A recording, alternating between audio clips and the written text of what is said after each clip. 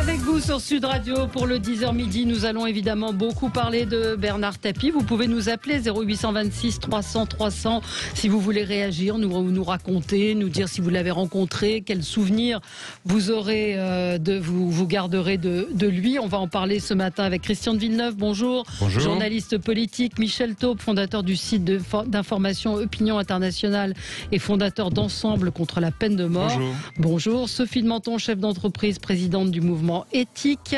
Bonjour. Alexis Bachelet, maire adjoint de Colombes. Bonjour. Bonjour. Ancien député PS, aujourd'hui chef d'entreprise. Et puis tout à l'heure, nous aurons Hassen Amou qui sera avec nous depuis Marseille pour nous parler de l'ambiance à Marseille, de ce qui se passe et de ce qui peut se passer pour témoigner, pour rendre hommage à Bernard Tapie. Bon, on va peut-être commencer avec ce que vous retiendrez les uns et les autres de lui. On évoquera évidemment d'autres sujets, la pédophilie dans l'église, la campagne électorale qui accélère.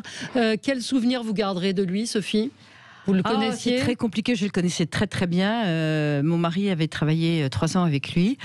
Et c'est un personnage absolument incroyable, parce que on dit chef d'entreprise, oui évidemment, ambition c'était génial, ça donnait envie d'entreprendre à plein de gens, mais c'était complètement autre chose. C'était un acteur, c'était un chanteur, c'était un personnage, c'était un sportif, je peux pas m'empêcher de faire en même temps un coup de cœur pour Dominique, sa femme, parce que ça a l'air bête à dire, c'est sa deuxième épouse, mère de leur fille Sophie qui chante. Elle a tenu Bernard Tapie. Mais quand je dis tenu Bernard Tapie, vous pouvez pas savoir ce que c'est une colonne vertébrale.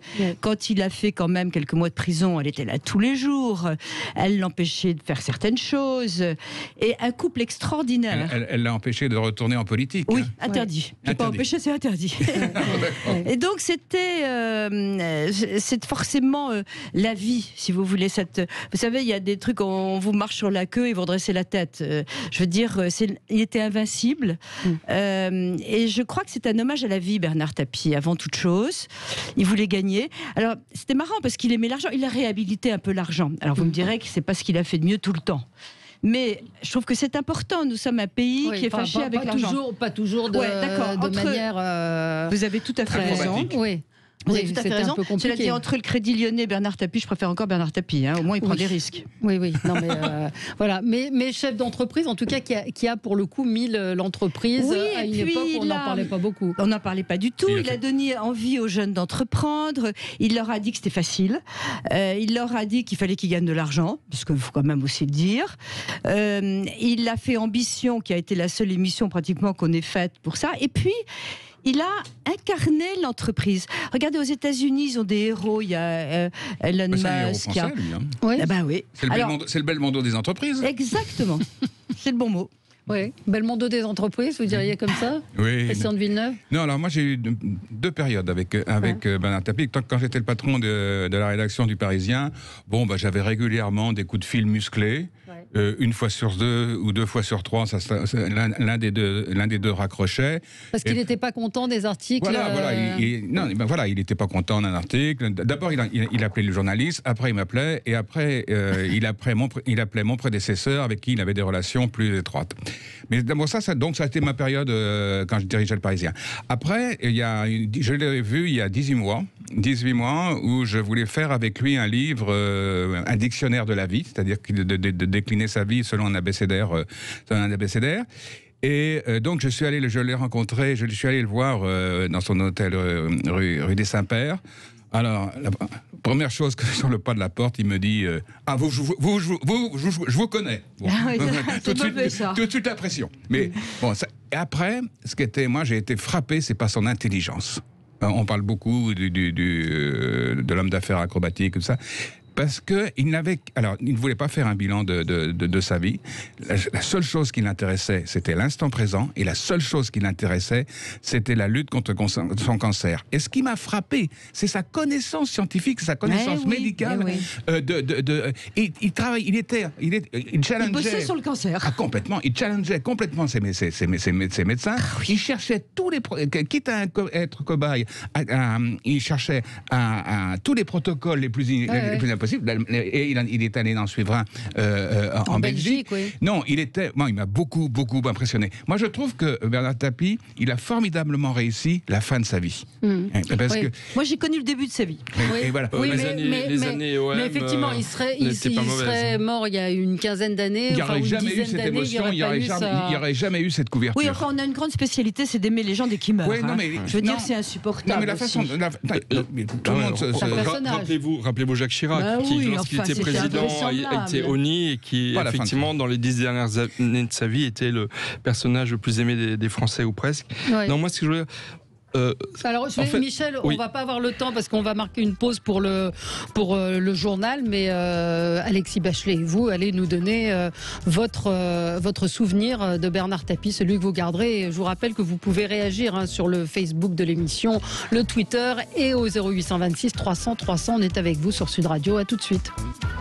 Les débats avec vous, 0826 300 300, avec Alexis Bachelet, maire adjoint à Colombes, ancien député PS, Christian de Villeneuve, journaliste politique, Michel Taube, fondateur du site d'information Opinion Internationale et fondateur d'Ensemble contre la peine de mort, Sophie de Menton, chef d'entreprise, présidente du mouvement éthique, et on a en ligne avec nous Hassen Amou, responsable associatif, fondateur du collectif marseillais Trop jeune pour mourir. Alors, hommage à Bernard Tapie, on va en parler ce matin. On va parler également de ce rapport qui va être rendu demain à propos de la pédophilie dans l'Église catholique. Et puis on parlera évidemment de la campagne, mais bon, on voulait dire quand même ce qu'évoquait Bernard Tapie pour chacun d'entre vous. Peut-être à Sénamou, comme vous êtes avec nous à Marseille, est-ce qu'il y a une ambiance au-delà du fait qu'il y a un déluge et que la région est en alerte rouge? Est-ce qu'il y a une ambiance particulière à Marseille, des manifestations pour un hommage à Bernard Tapie? Non, on n'a pas Hassen Amou. Hassen n'est pas là. Pardon. Alors, vous m'entendez? Oui, on vous entend. Allô? Oui, on vous écoute. Hassen.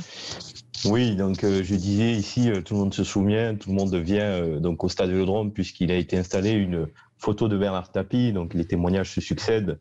On a vu des personnes aussi en pleurs, les images de cet hommage qui va continuer d'ailleurs toute cette semaine, où les gens vont pouvoir aller au stade Vélodrome. D'ailleurs, la famille veut que Bernard Tapie puisse également faire un dernier, on va dire, banc d'honneur en rentrant dans le stade Vélodrome. Je pense que c'est jeudi, si mes infos sont bonnes.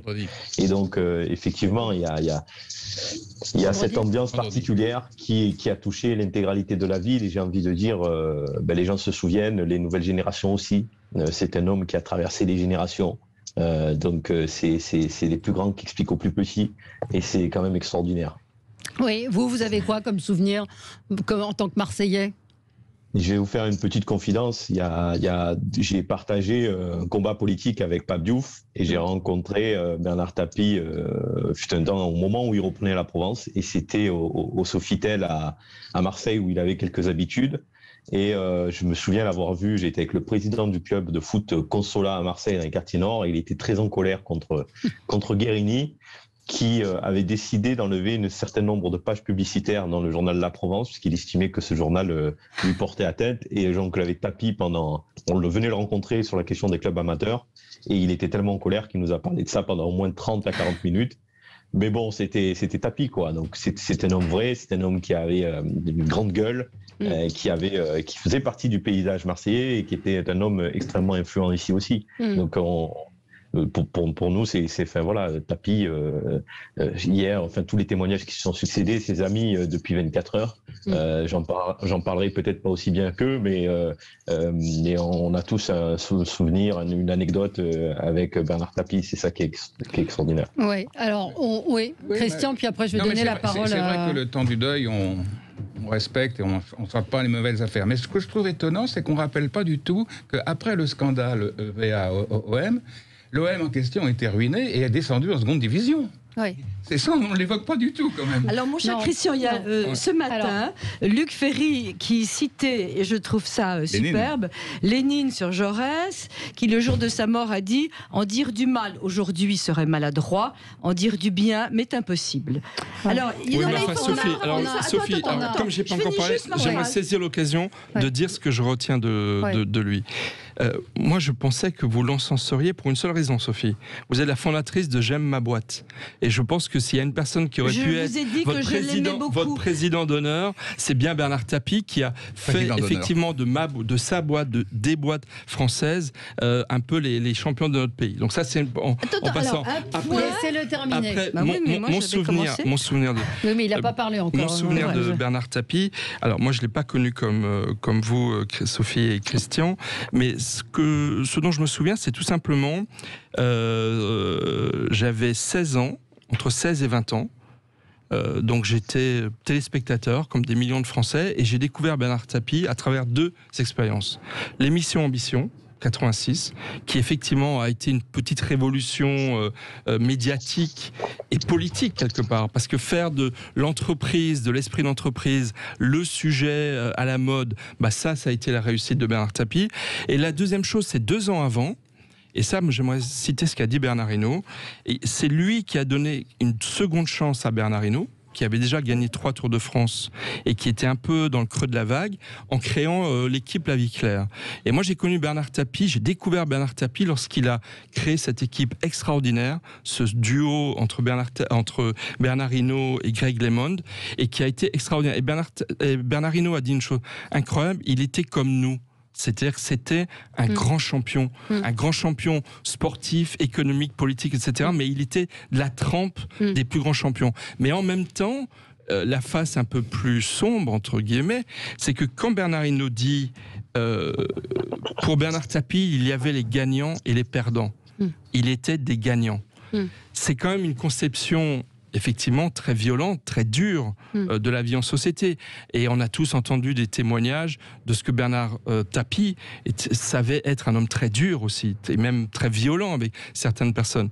Donc voilà, c'était tout ça Bernard Tapie, mais c'était quand même surtout le champion de l'esprit d'entreprendre. Et je pense que franchement, il manque aujourd'hui des Bernard Tapie pour faire de l'esprit d'entreprendre une des grandes valeurs de notre pays. Alors, Alexis Bachin ne vous a pas entendu. Je vais vous lire la remarque d'un de nos auditeurs. De surprenante et imposante géographie de Tapie depuis hier sur l'ensemble des médias. Même Belmondo, Marielle, Tavernier, etc. n'ont pas eu le droit à tant de temps d'antenne. C'est bientôt les Invalides. Son parcours d'entrepreneur à l'américaine en a inspiré plus d'un malgré tout. Mais on peut s'interroger sur cet hommage quasi national aux allures d'hagiographie. Vous en pensez quoi, Alexis ? J'en pense que c'est pas le jour pour dire du mal de Bernard Tapie. C'est pas du mal, mais c'est l'unanimisme de peut dire du mal. Du mal, pour faire un portrait nuancé. Voilà. Je vais être plus précis. Ceci étant dit, il y a une chose qu'on peut faire, c'est qu'on peut citer Bernard Tapie lui-même. Si vous voulez, comme ça, on ne pourra pas être accusé de faire du mauvais esprit. Donc, Bernard Tapie, en 1983, disait de lui « On sait que je suis un affairiste, mais c'est pas dangereux car je le porte sur ma gueule, je ne trompe personne. » Donc effectivement, Bernard Tapie, c'est d'abord dans les affaires qu'il a commencé. Au fond, c'est quelqu'un qui est un personnage romanesque.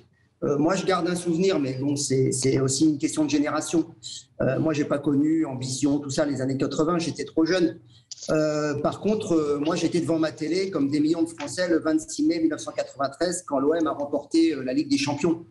Et donc, moi, ce que je garderais de Bernard Tapie au fond de moi, en tant que passionné de sport, de football, c'est que l'OM a été le premier club français à remporter la Ligue des Champions. Et donc ça, comme disent les Marseillais, à jamais les premiers, c'est quelque chose qu'on ne pourra jamais retirer ni à Tapie, ni aux Marseillais d'ailleurs. Après, effectivement, c'est un personnage haut en couleur, hors norme. Mais ce que je trouve assez étonnant, en fait, dans son parcours, c'est que c'est quelqu'un, quand vous regardez, qui est un homme aux passions multiples, mais qui fait les choses à 100%, qui veut réussir dans tout ce qu'il entreprend, mais finalement, il se lasse des choses et il passe à autre chose quand il a réussi. Parce qu'il il reprend des boîtes pour ensuite les revendre. Quand il réinvestit cet argent dans le cyclisme, il monte une équipe de cyclistes, il gagne le Tour de France, il gagne le Tour d'Italie, puis après, il passe à autre chose, il va dans le foot, il monte l'OM au plus haut niveau, etc. Et un peu dans la politique, c'est un peu pareil. C'est-à-dire qu'il n'a pas eu d'engagement.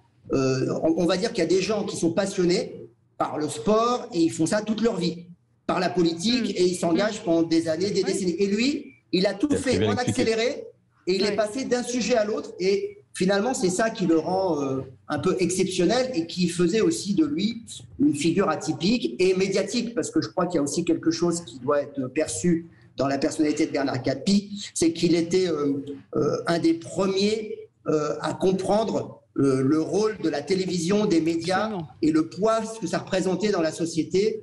Alors qu'on sortait de l'époque de l'ORTF dans les années 70, lui, il a crevé l'écran. Dès qu'il est passé à la télévision, il a crevé l'écran et il avait aussi envie d'être reconnu.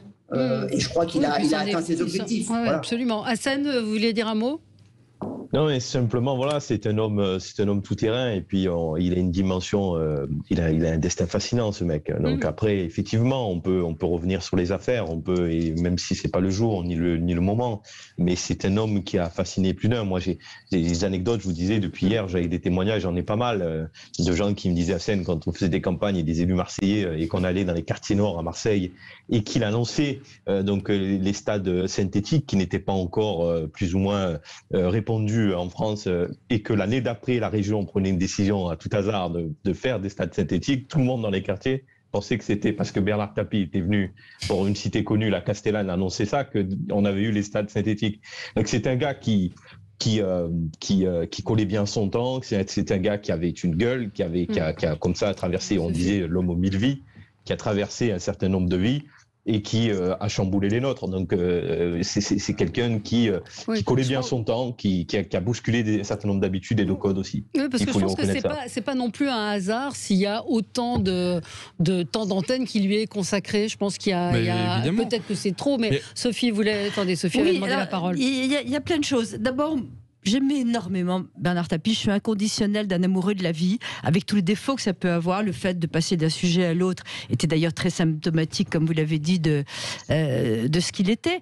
Mais on peut quand même séparer aussi cette espèce d'unanimisme lorsque les gens meurent, qui devient insupportable. Il y a pas, on peut pas y échapper. Et je ne comprends pas ça, parce que ça finit par décrédibiliser complètement ce qui est dit. C'est-à-dire qu'on passe sous silence toutes les réalités de Bernard Tapie. Il y a un jugement qui va être rendu dans 3 jours. J'aimerais savoir comment ils vont faire. Mais non, l'action judiciaire a été éteinte. Bien sûr, il est décédé. Ça, c'est une bonne nouvelle. Oui et non, parce qu'il y a... il aurait pu être complètement... Oui, c'est vrai. Pardon ? Non, pas sur le civil. Pas sur le civil, non. Et puis en plus, je lisais ce matin que même sur l'héritage, je crois qu'il va falloir que sa famille se pose beaucoup de questions. Parce alors ça s'éteint, donc ça veut dire quoi concrètement ?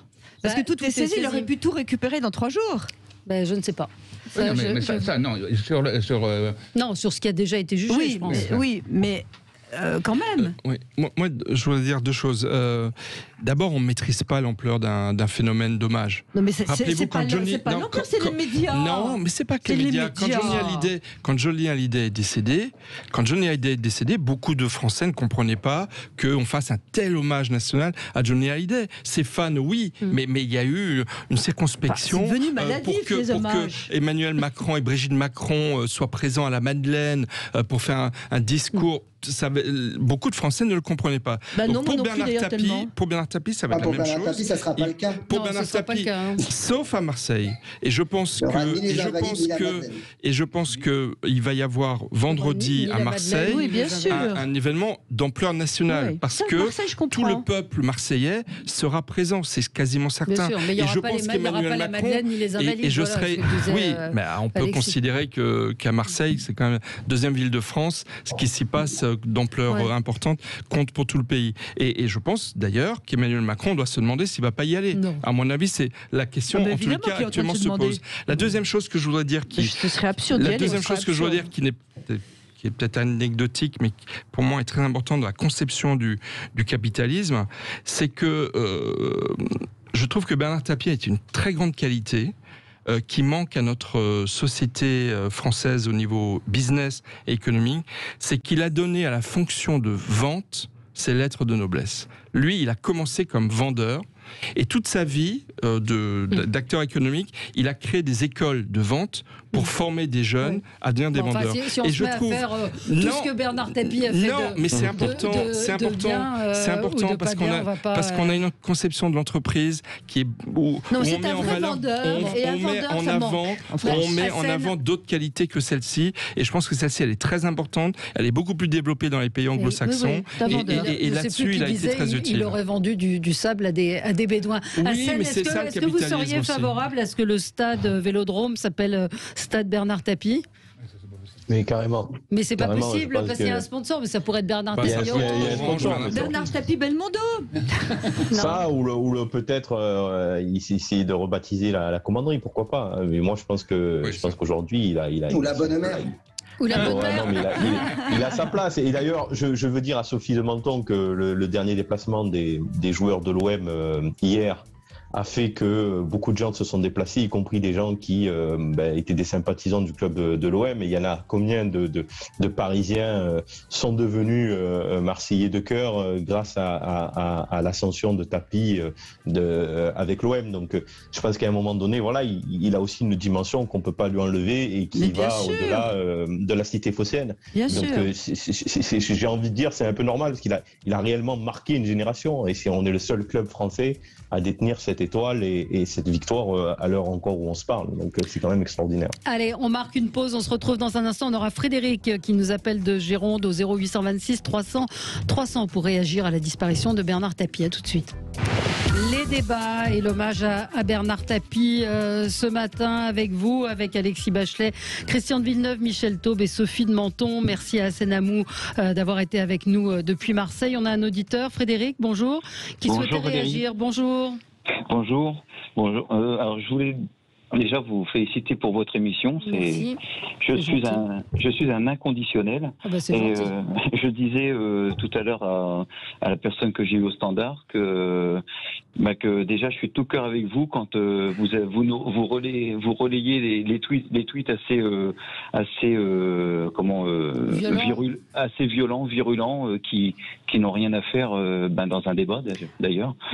Vous faites bien de le dire, mais bon, on a des modérateurs qui maintenant essayent d'empêcher les insultes parce que ça sert à rien. Oui, bien sûr, et ça ne fait même pas élever le débat. Non, mais c'est pour montrer la violence qu'il peut y avoir aujourd'hui parfois sur certains sujets comme celui de la vaccination par exemple. Mais exactement, c'est par rapport à celui-là. Parlons de Bernard Tapie, qu'est-ce que ça évoque pour vous?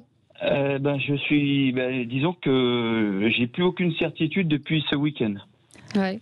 Pourquoi? Parce que moi, je connais pas personnellement, je connais qu'à travers les médias. Et moi, les médias, depuis plus de 20 ans, plus que ça a été que des histoires, en fait.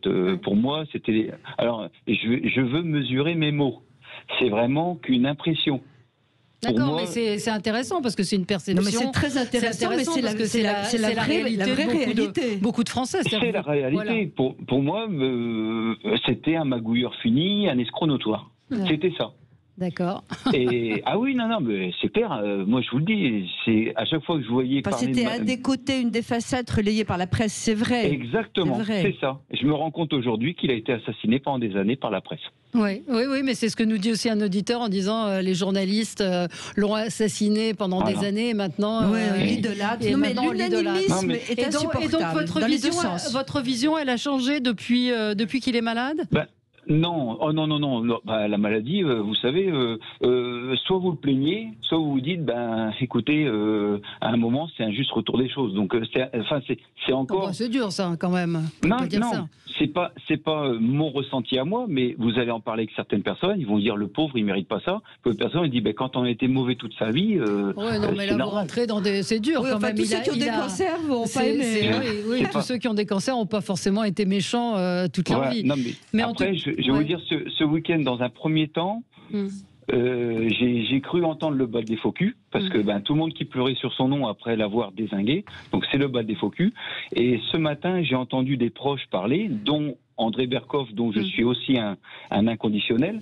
Et je me dis, une personne comme Berkoff, je pense que s'il avait du mal à dire de lui, il aurait même peut-être pas pris la parole du tout. Oui, non, mais André va y revenir. André Berkoff connaissait très très bien Bernard Tapie. Il a écrit un livre. Il connaît extrêmement bien l'affaire du Crédit Lyonnais. Donc mais bon, chacun. Après, on peut pas nier ce qu'on était en train d'évoquer. Un homme quand même au destin hors du commun. Un homme il est ambivalent comme tous les êtres humains. Il est vraiment ambivalent. Oui. Mais il avait un charisme extraordinaire. Il avait un charisme extraordinaire, incroyable. Et puis Michel Ataube a tout à fait raison. J'aime ma boîte. Il devrait être le parrain de ça parce que tout d'un coup, le goût d'entreprendre, le goût de l'entreprise, c'est lui qui l'a donné. Ben oui, mais c'est ça le capitalisme. L'argent en France. C'est pas normal. On parle argent, capitalisme, mais Alexis Bachelet, il a quand même été ministre de François Mitterrand. Donc le fait qu'il ait adhéré à la gauche, ça a changé quoi? Enfin, Mitterrand était un homme d'argent. Mitterrand était un homme d'argent. Ça a apporté quoi à la gauche? Ça a apporté quoi à la gauche? Je voudrais qu'il me réponde, Alexis Bachelet, qui était au Parti Socialiste. Je crois que François Mitterrand a saisi le potentiel de Bernard Tapie et surtout sa capacité à parler aux gens plutôt à gauche. Je pense que dans sa manière de s'exprimer, Bernard Tapie était capable de s'exprimer de manière simple, claire, très franche.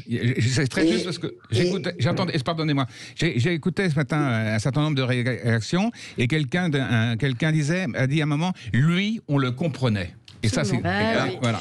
Oui, il disait la vérité. Et je crois que d'ailleurs, ça plaisait pas trop aux grands barons du PS à l'époque de voir le loup rentrer dans la bergerie, et ils ont tout fait ensuite pour qu'il se casse la gueule.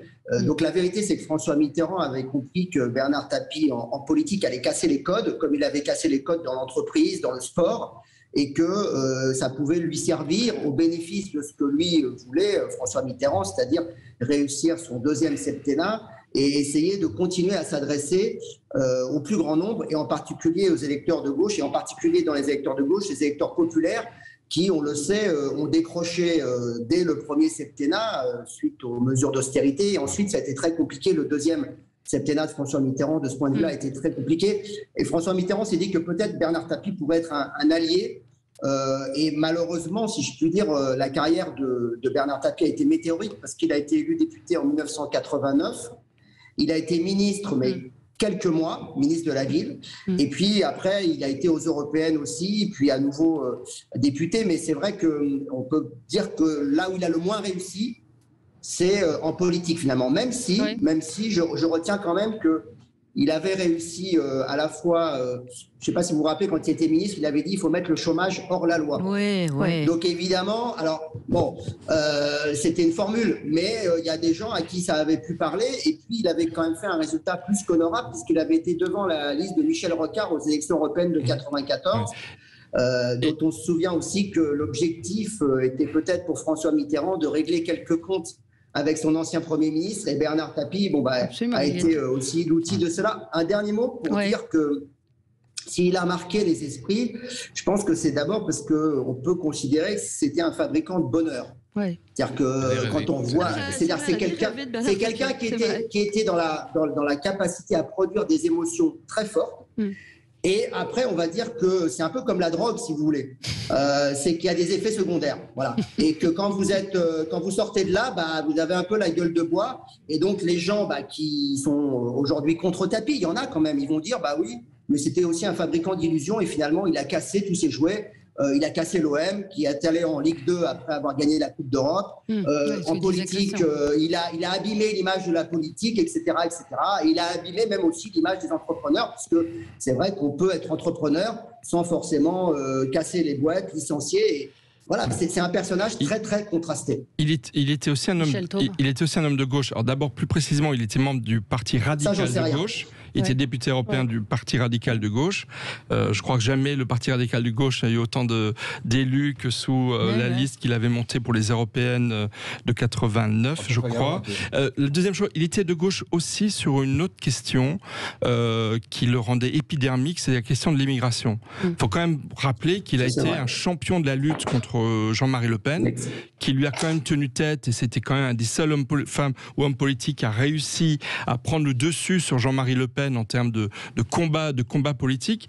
Et je revoyais le petit duel qu'il avait eu avec Éric Zemmour il y a 3 ans dans Nolo et Zemmour, où ils s'étaient affrontés tous les deux justement sur la conception. On va vous repasser cet extrait que Gilles Lanzmann avait sélectionné dans le zapping. On va marquer une pause et on va y revenir. À tout de suite. Les débats, l'hommage à Bernard Tapie ce matin. On en parle avec vous, avec Alexis Bachelet, Christian de Villeneuve, Michel Taube et Sophie de Menton. Michel Taube, vous évoquiez, vous évoquiez cet affrontement entre Éric Zemmour et Bernard Tapie. Je vous propose de le réécouter. La multiplication des cultures, des origines et des gens. Excuse-moi, ne dis pas ça parce que c'est de la connerie. Mais c'est là, je voudrais que tu sois avec ta sucette bleu, blanc, rouge jusqu'à la fin de tes jours.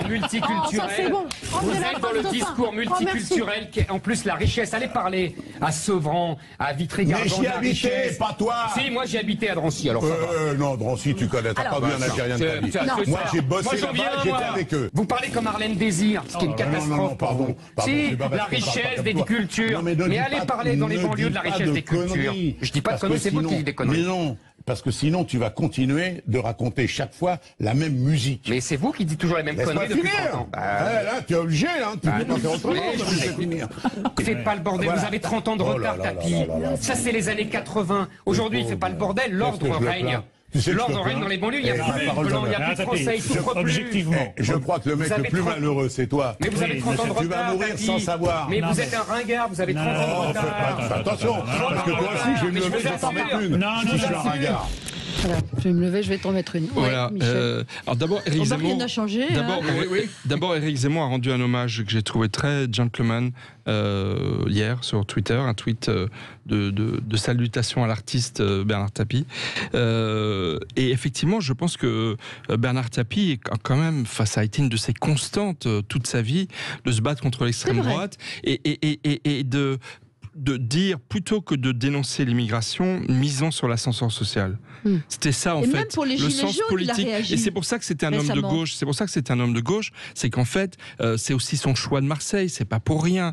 C'est pas pour rien, parce qu'il aurait pu décider d'investir dans d'autres clubs à la limite. Donc il y avait chez Bernard Tapie une constante de se dire l'ascenseur social, c'est ça qui va sauver notre pays, plus que des questions d'immigration, de culture, etc. Il était porteur d'un humanisme. Je suis pas sûr que cet humanisme soit de gauche. Ben, évidemment, la gauche n'en a pas le monopole, comme disait Giscard. La gauche n'a pas le monopole du cœur. Mais c'était quand même une des grandes réussites de Bernard Tapie. Et je trouve que la gauche l'a un petit peu oublié. Bon, on va changer de sujet. Je pense qu'André Berkoff y reviendra tout à l'heure, va reparler de sa relation. C'est intéressant d'avoir été dans l'intimité, dans la proximité de un petit mot quand même, le dernier Tapie, sur Bernard Tapie. J'avais un dîner avec lui et Edgar Faure qui était mémorable. Edgar Faure avait dit je voudrais... Pardon, le siècle dernier. Bien dans le micro. Le siècle dernier. Oui, j'étais très jeune, mais quand même. Edgar Faure avait dit j'aimerais bien connaître ce jeune homme. Et donc, ce dîner, il était là, c'était un peu tendu au début et on essayait de mettre du lien, puis tout d'un coup ils se sont mis à chanter, Edgar Faure et lui, c'était extraordinaire, et puis tout se détend. Et donc, on voit Bernard Tapie qui dit à Edgar Faure, bon alors, et s'il fallait faire de la politique aujourd'hui, il faudrait être quoi? Il faudrait être à droite ou à gauche? Et Edgar Faure réfléchit 1 minute et dit, bon, aujourd'hui il faudrait être à gauche, je crois. Et c'est quand même un truc extraordinaire. Et c'était, l'époque. Et c'était pile l'époque, c'était avant qu'il soit en politique. Et moi, j'ai un souvenir où je l'ai croisé, on enregistrait une émission de télévision à la piscine de Ligny, et il n'y avait pas de loge. Et donc, c'était des autobus qui étaient là. Il y avait 2 bus.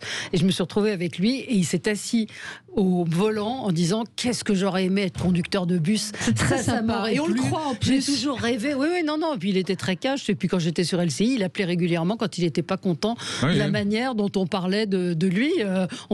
Dans l'oreillette, la première fois, quand on vous dit on a Bernard Tapie en ligne, vous dites Bernard Tapie, oui, c'était lui. Et il appelait en disant mais là, vous avez dit des conneries. Et il rétablissait le truc comme il faisait avec vous et régulièrement. Et Pascal Praud raconte aussi qu'il lui a mis son poing dans la figure un jour. Rue Marbeuf, il le croise dans un magasin de vêtements. Il avait dû dire des choses qui lui avaient déplu et il lui a mis son poing dans la figure. Donc, ce qui n'a pas empêché Pascal Praud de lui rendre hommage hier toute la journée sur CNews. Non, mais ils se sont réconciliés. Ils avaient renoué un lien assez proche. On va passer peut-être aux autres sujets de l'actualité. Faire un tour de table, ce qui a pu retenir votre attention aux uns et aux autres. Sophie, c'est beaucoup plus futile, mais néanmoins. J'ai quand même un coup de gueule là, parce que ça va beaucoup plus loin qu'on ne le pense. Il y a la Fashion Week à Paris, il faut s'en réjouir parce que la mode est un vrai secteur, c'est formidable. Il faut rendre hommage à Bernard Arnault, LVMH, plus grand groupe mondial, etc. Mais je n'en peux plus de la laideur de la mode. Mais il y a une déconstruction. Mais regardez, là je parle aux femmes, regardez les images des collections. C'est trash, c'est moche. Il y a une interdiction pour tous les mannequins, évidente, c'est de sourire. Ouais. Il n'y a pas un sourire sur une photo de mode dans un magazine. C'est désespérant, c'est noir, c'est triste. On leur met des cheveux de toutes les couleurs. Elles sont tatouées jusqu'à la pointe des pieds. Ouais. Je veux dire, il y a un moment, et ce qui est très grave, c'est que c'est aussi un pas vers la culture woke, qui est une véritable menace pour l'humanité. Parce que il faut... alors d'abord, maintenant, on commence effectivement, et c'est bien, pourquoi pas, à mettre des gens de toutes origines, etc. Mais il faut mettre des obèses, il faut mettre, etc. Il faut mettre le reflet de ce qu'il y a. Pourquoi pas ça, pour le coup, est-ce que c'est critiquable? Alors j'ai envie de rêver. Non, la mode, j'ai envie. C'est vrai. Alors moi, la critique que je ferais plutôt qu'en voyant le défilé Saint-Laurent, c'est de voir cette mode crayon, c'est-à-dire que les filles ont des jambes qui sont maigrissime. Oui, alors on nous avait dit qu'on allait les grossir. Oui, c'est vrai. Un IMC, un indice de masse corporelle. Plus élevé. Mais ça va dans le reste, c'est une exagération totale et c'est une forme de laideur. Parce que ça a toujours été, il y a toujours eu une dimension provocatrice. Non, regardez la mode, les new looks de Dior. Il y a eu quand même, on rêvait devant les collections, on avait envie d'acheter. Là, c'est le prêt-à-porter d'ailleurs qui donne envie d'acheter, c'est plus du tout la haute couture. Donc je ne sais pas ce que c'est devenu, je ne comprends pas cet emblème et je trouve qu'on est au bout de la déconstruction. On est beaucoup dans la déconstruction. Après que des femmes fortes défilent, que des femmes aussi handicapées. Il y a eu un très beau défilé la semaine dernière de femmes handicapées. On en a fait un article dans Opinion Internationale où il y avait vraiment de la beauté qui rayonnait. Et les mannequins, d'après ce qu'on m'a dit, parce que moi je n'y étais pas, mais c'est Déborah Rodetsky qui a été, elle souriait. Oui, et là je suis d'accord avec vous, Sophie, c'est pas normal qu'elle ne sourit pas. Là je suis d'accord, ça montre bien qu'il y a une forme de pathologie. Vous avez vu la publicité pour Alexander McQueen, c'est une robe qui est comme tachée de sang. Voilà. Non, en revanche, dans la culture woke, il y a des excès. Mais je crois que Valérie, vous en avez parlé la semaine dernière. De voir une Assa Traoré. Oui, mais ça n'a pas de lien avec la mode. Ah si, ça. Je suis désolé parce qu'elle porte maintenant des marques, pas du tout. Et Louboutin. Non, c'est ça. C'est qu'elle porte des marques de chaussures. Absolument. Et ça, c'est inadmissible. Parce que son seul fait de gloire, c'est de vomir la France et les Français à longueur de journée. C'est ça son seul fait de gloire. Et donc, si vous voulez, le fait de défiler, je n'en vois pas la raison. Elle n'a pas défilé, je pense pas qu'elle ait défilé. Elle est légère. Non, mais elle est gérée de plusieurs. Non, mais elle est gérée de plusieurs marques et elle a été invitée à de nombreux défilés. Je trouve que cela n'est pas normal. Je trouve que cela n'est pas normal. Oui, moi, ce que je trouve plus inquiétant, c'est la mode du fichu ou la mode des cagoules qui revient. Tout à fait. Se poser des questions. Alexis, vous avez un avis sur la mode? Je vous écoute. Oui, bon, vous n'avez rien à dire. Oui, mais c'est un avis sociologique. Oui, absolument. Alexis, vous aviez un coup de cœur. Oui, moi je vais revenir à des sujets un peu plus un peu plus fondamentale, excusez-moi. Non, mais c'est fondamental. C'était vraiment fondamental. Je suis pas d'accord avec la société. Non, les enjeux de valeur, les enjeux de liberté, ça se passe partout dans la société, dans la mode, dans l'alimentation, dans le sport. La déconstruction à ce point-là, la laideur en Algérie, et ça va parallèlement avec l'art contemporain. C'est-à-dire que plus on déconstruit, là, il y a un rapprochement d'ailleurs entre une certaine forme d'art contemporain, parce qu'il y en a un magnifique. Mais laissez parler Alexis. On voudrait son avis. Oui, non, mais moi j'étais sur un sujet, je voulais revenir, parce que j'avais pas eu l'occasion de le faire à l'antenne de Sud Radio, et donc je remercie Valérie de me donner cette possibilité de saluer quand même la candidature de Yannick Jadot à l'élection présidentielle, qui est justement une candidature de reconstruction et non pas de déconstruction, d'une nouvelle manière, on va dire, de traiter la planète et d'envisager quand même sur ces sujets-là qu'on passe un petit peu la vitesse supérieure compte tenu de la gravité de la situation. On sait que Marseille est sous les eaux. C'est la situation, les grands phénomènes climatiques se multiplient, le prix de l'énergie, enfin tous ces sujets qui, il y a quelques années, faisaient sourire parce que les écologistes l'abordaient d'une manière parfois un peu alarmiste. Aujourd'hui, on est passé de l'alarme à l'actualité. Donc je pense qu'effectivement, en tout cas c'est mon souhait, que Yannick Jadot pourra incarner une présidence écologiste dont notre pays aurait bien besoin, et pas que notre pays d'ailleurs, parce que le sujet il est évidemment mondial. Une candidature pour commencer, hein. La présidence, voilà, on en est encore loin. Oui, une candidature, il fallait gagner la primaire, voilà, c'était pas évident. Donc il l'a fait, et j'espère qu'il va continuer à faire une bonne campagne et à proposer aux Français un autre chemin. Bah écoutez, c'était votre coup de cœur. On va y revenir. On va revenir à notre tour de table dans un tout petit instant. À tout de suite. Avec vous sur Sud Radio, nous avons parlé de Bernard Tapie. L'article de Sophie de Menton dans Challenge sur cette rencontre avec Edgar Faure est à lire. Christian de Villeneuve, vous, c'était peut-être non, Michel, parce que Christian, ça nous fera peut-être débattre un petit peu plus longtemps. Oh, moi, c'était bon. Oui, j'ignorais d'ailleurs. C'était un hommage à Lars Vilks, qui est un de ces caricaturistes qui ont caricaturé Mahomet en 2007. Et à partir duquel, alors c'est pas ces caricatures à lui qui ont été reprises par Charlie Hebdo et qui ont ensuite entraîné ce que l'on sait, mais il est un des 2-3 caricaturistes qui a payé toute sa vie très très cher le fait d'avoir osé blasphémer ou tout simplement fait exercer sa liberté d'expression. Il est mort ce week-end dans un accident de voiture, semble-t-il. Ceci dit, il y a encore une enquête qui a lieu.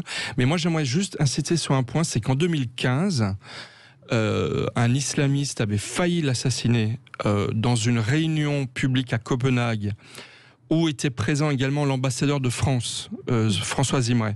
Et François Zimray avait failli mourir, comme les autres personnes dans la salle.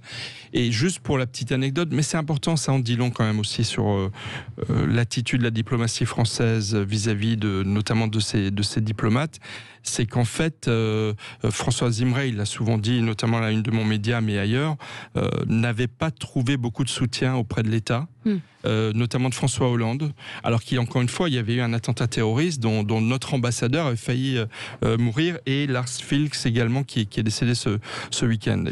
Et lorsqu'Emmanuel Macron est devenu président de la République, il a un peu rétabli les choses, mais voilà. Donc je voulais rendre hommage à ce monsieur qui, depuis 20 ans, était sous très haute protection policière et a une vie complètement bouleversée par ce que l'on sait. Ouais. Christian de Villeneuve, vous, c'était un coup de gueule? Oui, moi, j'en ai assez de la zémorisation du débat politique français. Je trouve qu'on accorde une place beaucoup trop importante au traitement de l'immigration. Certes, je suis d'accord qu'il faut une meilleure façon de la réguler, mais cette obsession sur l'immigration nous empêche complètement, on empêche les leaders de traiter les problèmes de formation, les problèmes d'éducation, on les traite pas, on n'en parle pas. Et ça, je pense que c'est très, très préjudiciable. Sans compter, et ça, ce sera un thème de débat. Commencé la campagne d'ailleurs. C'est la campagne des candidats pour l'instant. Oui, parce que il n'y a pas de candidat de droite déjà. Quoi ? Il n'y a pas de candidat de droite déjà. Mais Zemmour, c'est pas tellement de l'immigration qu'il parle. Il parle du problème de l'islamisme l'islamisation de la société française, ce qui n'est pas exactement la même chose. Quand il parle de la réimmigration... Il parle de la carte d'identité aussi. Et vous allez voir qu'il va de plus en plus, parce que s'il veut se présenter, il va devoir tenir compte aussi de l'électorat français de confession musulmane, et il commence, moi je trouve que de démission en émission, il commence à faire la part entre l'islam radical et les citoyens français musulmans. Pas encore beaucoup, mais vous allez voir, il va le faire de plus en plus. Mais c'est ça, pas du tout. Non, il a commencé à le faire. Vous l'écoutez même plus tellement vous le dénoncez, mais il a commencé à le faire. Je ne suis pas d'accord. Dans le débat avec Mélenchon, il a commencé à faire la part des choses. Vous dites on confisque le débat, mais ce matin, Michel Barnier était sur Sud Radio, il propose un moratoire sur l'immigration. Zemmour est à 15%. Il y a un sujet. Non, mais je ne dis pas qu'il n'y a pas de sujet. Il est évident qu'il faut mieux réguler cette immigration, en particulier l'immigration clandestine. Mais moi, je pense que c'est pas le problème numéro 1 des Français. Je pense que c'est vrai que la sécurité, c'est vrai dans certains quartiers de la région parisienne, c'est vrai dans certains quartiers des grandes villes, mais je suis pas sûr qu'à La Roche-sur-Yon, à Vierzon ou à La Baule, l'immigration soit le problème principal. Demandez à Cavaillon, par exemple. Demandez dans plein. Non, je pense que malheureusement, il pose un vrai problème. Oui, Christian fait quelque chose qui est un constat, en fait, qui ne devrait même pas être contestable. Je suis étonné que certains sur le plateau essayent d'édulcorer cette analyse.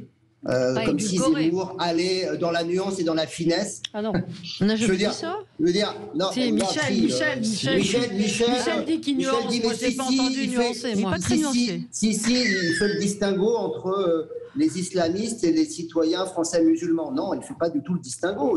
Au contraire, il perçoit, il l'a dit d'ailleurs, la présence de l'islam en France comme contre-naturel et dangereux pour l'avenir de la civilisation. C'est comme ça qu'il le dit. Et donc, à partir de ce moment-là, comment voulez-vous que les 5 millions de Français de confession musulmane, dont d'ailleurs certains sont pratiquants, mais beaucoup ne le sont pas. Il y a une minorité, évidemment, qui est islamiste, c'est possible, elle existe, mais ce n'est pas la majorité. Et donc, eux, ils se sentent comment? Ils se sentent mal quand ils entendent Éric Zemmour. Et quand derrière, les hommes politiques reprennent systématiquement les mêmes thèmes, et toujours pour s'aligner en réalité. Parce que, pardon, mais il y a très peu aujourd'hui de gens qui disent, comme le faisait Bernard Tapie, ou comme non, Zemmour, il nous emmène dans le mur. C'est pas possible. On peut pas imaginer passer tous nos débats à stigmatiser le problème des noms de famille. Donc voilà, à un moment, des prénoms, par exemple. Oui. En gros, il dit quoi, Zemmour? Il dit, bon, si tu t'appelles Jamel, Mohamed ou Fatima, tu peux pas être français. Voilà, c'est ça, il le dit clairement. Voilà, c'est comme ça qu'il le dit. Il dit les immigrés, il y en a trop, il faut les renvoyer chez eux et si possible par charter. Bon, voilà. Et puis il dit quoi? C'est ce que Macron a décidé cette semaine en réduisant de moitié les visas. Il remet en cause aussi l'état de droit. Enfin, clairement, il fait fi des conventions internationales. Il veut, non, là, attention, là, il y a des conventions internationales, les pays, certains pays en font fi parce qu'ils n'acceptent pas de prendre les ressortissants qu'ils devraient accepter qu'on leur renvoie. Non, mais ça, d'accord. Oui, mais ces conventions, elles ont été adaptées dans un autre monde. Je ne dis pas qu'il n'y a pas de problème sur le renvoi des clandestins. On a un taux de renvoi qui est extrêmement faible, mais il y a des raisons juridiques et politiques. Oui, c'est vrai. Peut-être qu'il faut trouver des solutions, d'ailleurs, qui ne sont pas uniquement françaises, mais diplomatiques. Vous l'avez compris. C'est d'ailleurs pour ça que Macron a réduit le nombre de visas, et je pense qu'il a raison. Parce qu'à un moment donné, il faut envoyer un message aussi dans un certain nombre de pays. C'est bien un homme de gauche qui veut réduire le nombre de visas de nos amis du Maghreb. Non, je n'ai pas dit ça. La zémorisation, je dis qu'à un moment donné, quand on a tout essayé, il faut essayer autre chose. Mais ce que je veux dire au-delà de ça, c'est qu'aujourd'hui, on ne parle que des sujets mis à l'agenda par Éric Zemmour. C'est-à-dire immigration, insécurité, islamisme. On ne parle que de ça. Est-ce que la campagne présidentielle, ça peut être ça? Non. Il y a 4 millions de chômeurs. Il y a 12 millions de gens sous le seuil de pauvreté. Il y a des enjeux sur l'écologie, sur l'emploi, sur la formation, sur l'éducation. Et là-dessus, Zemmour, il n'en a rien à foutre. Ce n'est pas son sujet. Et donc, si on laisse faire, on va continuer à parler que d'immigration, d'identité, alors qu'il y a d'autres problèmes en France et que la France, elle a un rôle à jouer aussi pour montrer quand même ce que c'est qu'être un état de droit, une grande démocratie. Et si on laissait aller Zemmour au bout de la logique, on ne serait plus ni l'un ni l'autre. depuis quelques jours, le débat s'est quand même un peu déplacé sur les questions de pouvoir d'achat et on parle déjà moins de ces questions-là. Ce que je voulais dire, c'est que, évidemment, Zemmour a tort de stigmatiser nos concitoyens de confession musulmane, qu'on soit bien clair. Mais je pense qu'il pose des vraies questions, et ils sont dans les préoccupations de nos concitoyens et qui correspondent à des réalités françaises qui sont de plus en plus développées. Donc il faut trouver un équilibre, et c'est vrai que le constat de Zemmour n'appelle aucune solution, et on n'est pas candidat à l'élection présidentielle pour témoigner ou pour régler des questions d'histoire. On est là pour faire des propositions et changer la donne. Donc ça, là-dessus, évidemment. Mais c'est vrai que Zemmour n'est pas là pour rien. Et je pense qu'il faut s'attendre à ce qu'il soit là encore un certain temps, parce que les questions d'identité et d'insécurité sont parmi les grandes préoccupations de nos concitoyens. Mais pas la principale, c'est ce que dit Frédéric Dabi à chaque fois qu'il vient. Dans les préoccupations des Français, il y a la santé, le pouvoir d'achat, l'immigration arrive ensuite. Et d'ailleurs, je voulais dire bravo à l'Académie Nobel qui a décidé aujourd'hui, qui vient d'attribuer le prix Nobel de médecine, et ils ont décidé de ne pas l'attribuer aux porteurs de l'ARN messager. Donc l'Académie n'a pas cédé au tout Covid et vient d'attribuer le prix Nobel à des découvreurs dans les questions du système nerveux. Allez, merci à tous les quatre. Merci à vous pour cette émission. On se retrouve demain. Très bonne journée sur Sud Radio.